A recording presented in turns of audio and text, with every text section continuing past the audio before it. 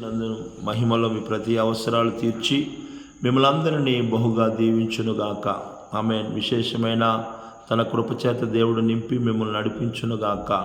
ఆమేన్. దేవుడైన యెహోవా మీకును మీ కుటుంబాలకు తోడే ఉండి మీ కార్యములన్నింటినీ సఫలపరచునుగాక. ఆమేన్. దేవుని బిడ్డలారా, ఈ యొక్క ఉదయకాల సమయంలో ఈ చదవబడిన భాగంలో నుంచి కొన్ని మాటలు మనం జ్ఞాపకం చేసుకుందాం. దేవుని బిడ్డలారా, ఆమోసు ద్వారా దేవుడు రాయిస్తున్న మాటలను మనం గమనించినట్లయితే, మీరు బ్రతుకున్నట్లు మరి కీడు విడిచి మేలును వెదకుడి మరి అని దేవుని మాటలు అలాగున చేసినడలా మరి దేవుడును సైన్యములకు అధిపతి యెహోవా మీకు తోడుగా ఉండును. దేవుని బిడ్డలారా, దేవుడు మనకి తోడుగా ఉండాలి, దేవుడు తోడుగా ఉండును అని చెప్పి ఇక్కడ మరి ఆమోసు ద్వారా దేవుడు తెలియజేస్తూ ఉన్నాడు. మీరు కీడు విడిచి మేలును వెతికిన ఎడల మీరు బ్రతుకుతారు, అలాగున చేసిన ఎడల దేవుడును సైన్యములకు అధిపతి యెహోవా మీకు తోడుగా ఉండును. ఈ ఉదయకాల సమయంలో దేవుడు మనకి తోడుగా ఉండాలి. దేవుడు మనకు తోడుగా ఉంటే మన జీవితాలు ఆశీర్వాదకరంగా ఉంటాయి, మన జీవితాలు మేలుకరంగా మార్చబడతాయి. దేవుని బిడ్డలారా, వాక్యం చెబుతుంది, ఆయనకి ప్రభువైన యేసుక్రీస్తు వారికి ఇమ్మానుయేలు అనే పేరు పెట్టినట్లు మనం చూస్తూ ఉన్నాం. ఇమ్మానుయేలు అంటే దేవుడు మనకు తోడుగా ఉండును అని చెప్పి. దేవుని బిడ్డలారా, దేవుడు మనకు తోడుగా ఉండాలనే ఆయన ఇమ్మానుయేలుగా ఈ లోకానికి దిగి వచ్చాడనే విషయాన్ని మనం గుర్తుంచుకోవాలి.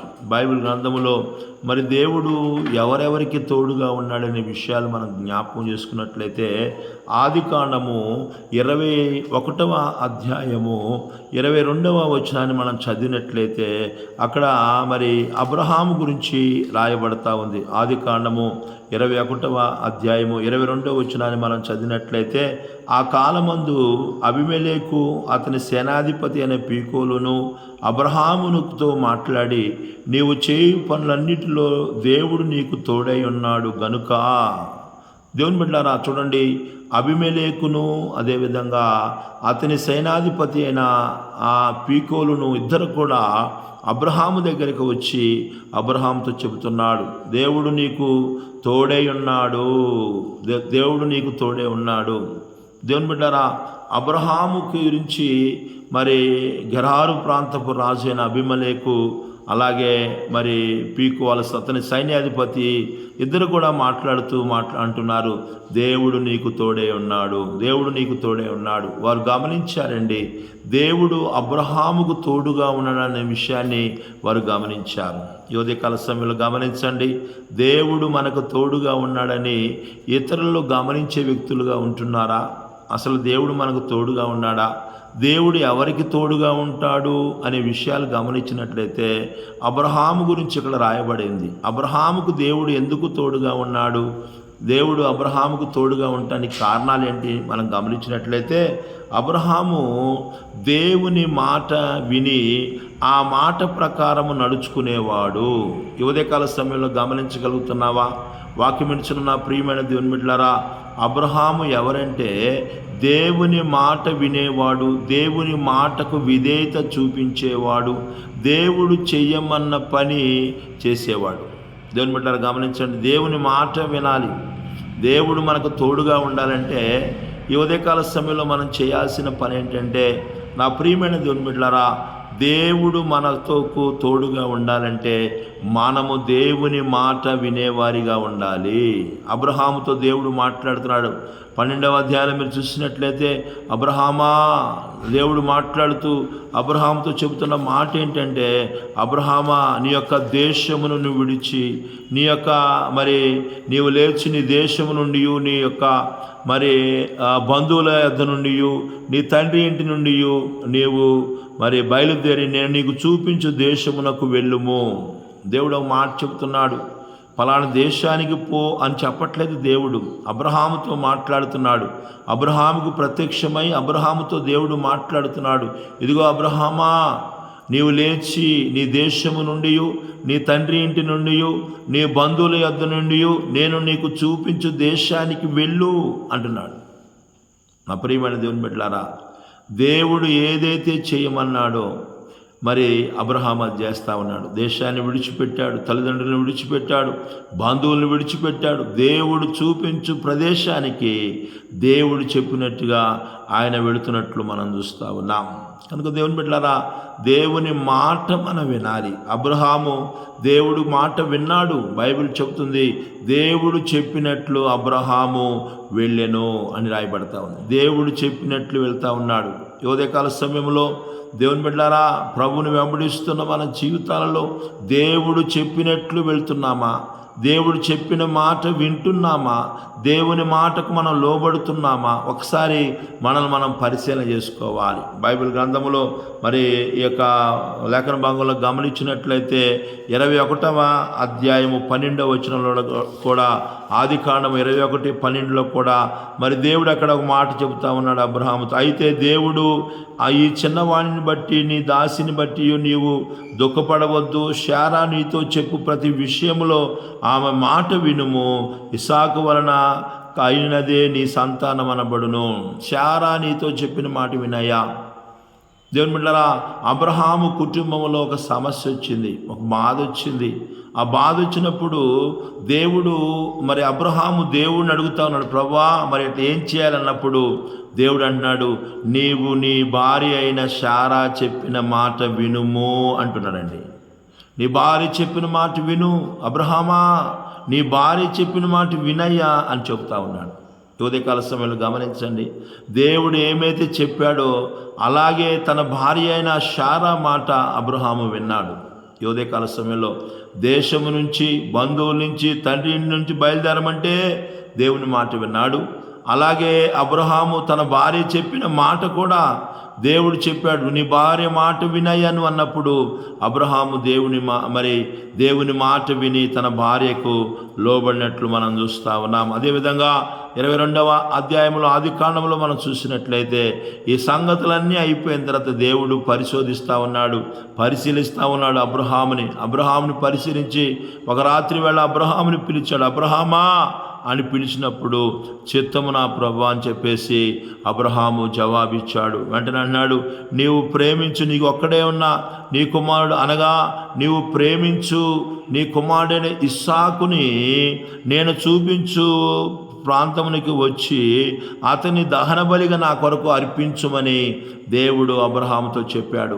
దేవుని బిడ్డలారా గమనించండి, ఉదయకాల సమయంలో దేవుడు అబ్రహాముని పిలుస్తూ ఉన్నాడు, అబ్రహాము స్పందిస్తూ ఉన్నాడు. అబ్రహాము దేవుని మాటకు దేవునికి పిలుపునకు వెంటనే స్పందిస్తూ ఉన్నాడు.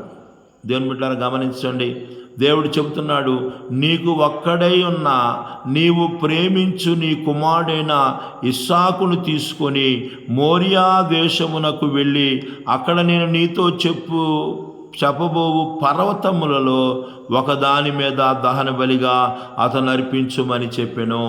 దేవుని బిడ్డలారా గమనించండి, ఈ ఉదయకాల సమయంలో దేవుడు అబ్రహాముని పిలుస్తూ ఒక పని చేయమంటున్నాడు.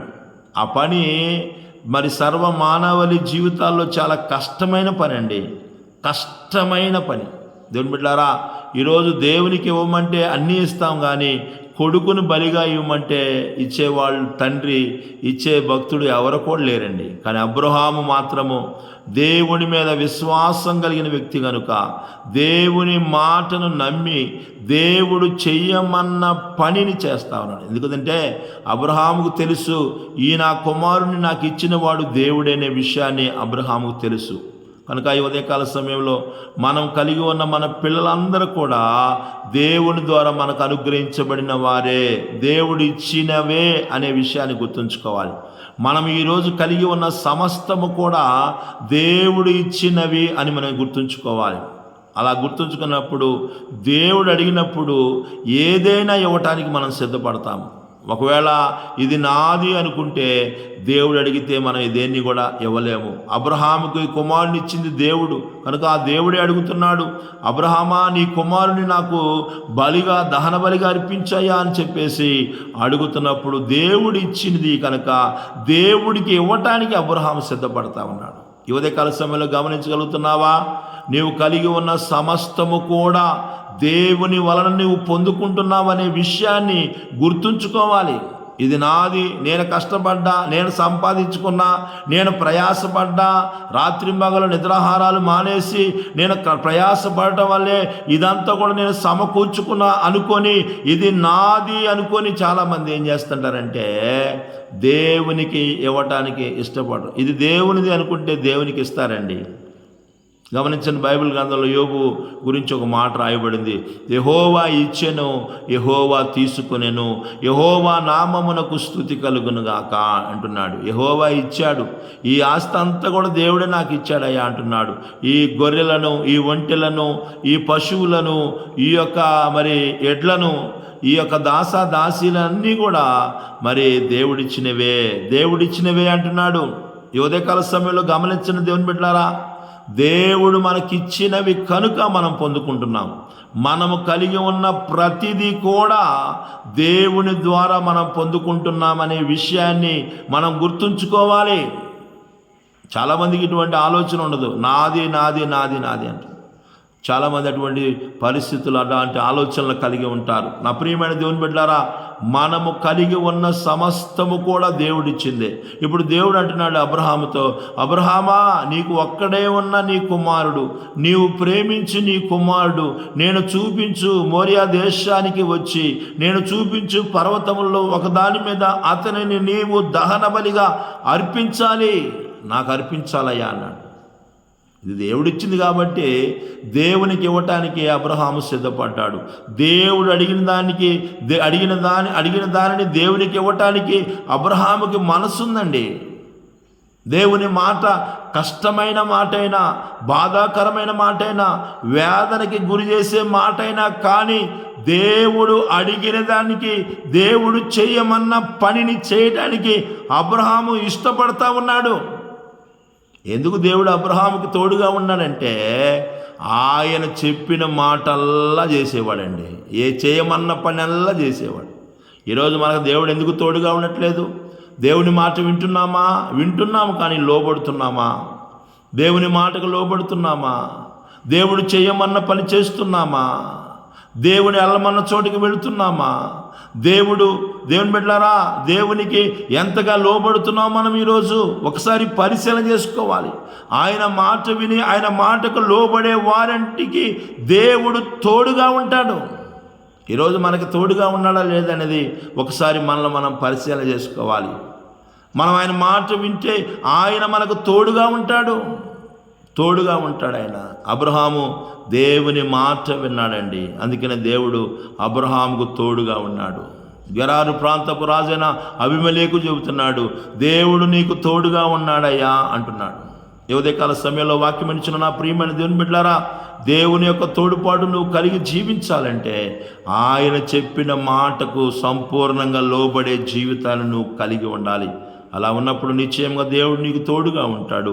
దేవుడు నీకు తోడుగా ఉంటే నీ జీవితం ఆశీర్వదకరంగా ఉంటుంది, నీ జీవితం వర్ధిల్లుతుంది. దేవుడు నిన్ను అన్ని విషయాల్లో ఆశీర్వదిస్తాడు. అనేకమైన విషయాలు ఉన్నాయి, చెప్పడానికి సమయం లేదు. దేవుడి కొద్ది మాటలు మనందరి వినికిడిలో దీవించి ఆశీర్వదించునుగాక.